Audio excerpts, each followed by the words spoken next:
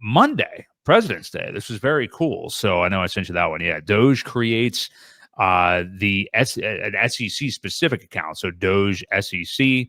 It was legit. Richard Hart tweeted this later in the day that it showed Elon was following it and stuff. I mean, I think we all pretty much figured it was legit from the get-go. But there you can see the tweet. They said, Doge is seeking help from the public. Please DM this account with insights on finding and fixing waste, fraud, and abuse relating to the Securities and Exchange Commission.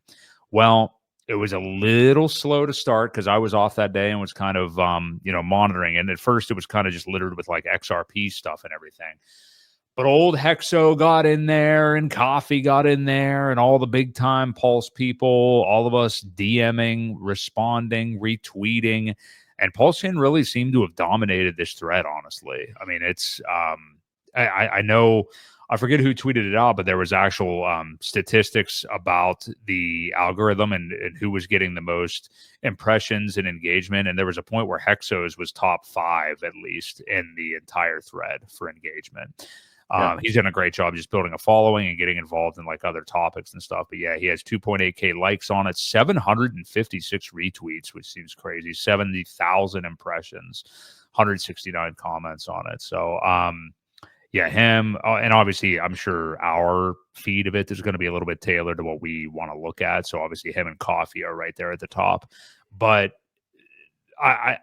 obviously these tweets are going to be seen by people, and I'm sure that they're noticing the Richard Hart thing and noticing the trend with Pulse Chain and Hex and things like that.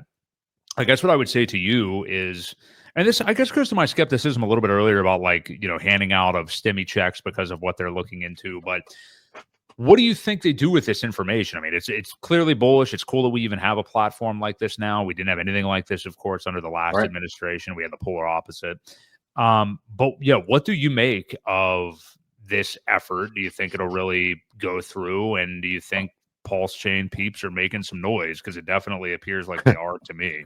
Well, Pulse Chain people always make noise. That is one thing we can almost always expect, is to have one of the loudest communities. People, that's why people think we're bots. Right. I've seen that argument over and over. It's just a bunch of bots, but it's not. It's real people. The one concern that I had was the instructions say, please DM this account. I hope people sent direct messages to them and not just made a tweet or a comment or anything like that. Right. I hope they followed instructions. I hope they were thoughtful and considerate with their messages. But it's amazing to have this type of platform, to this type of reach. We all know that the attorneys all know each other. Elon has used this firm. Trump, his group, has used this firm. So we know they know each other. They know of each other. I just often wonder, I think I mentioned it to you, which I think we're going to talk about that too, is Eleanor's tweet that she had made. Mm-hmm. Why isn't she mentioning anything about Richard Hart's case? Is it because it's just probably not a big account, or is it because of the stigma that goes with Richard Hart and it's kind of controversial? I don't know. We'll see. But either way, it's a great platform. It's a great way to reach out and get the word out. And I hope it does have some success. I think it will. I think it will have some meaningful impact.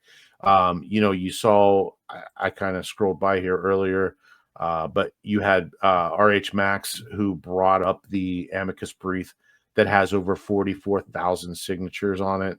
Mm-hmm. We're at 44,542 when he took this screenshot. So there's just a lot of good things that come out of this when the community actually gets together with the common goal in mind. So yeah, I think it's pretty amazing.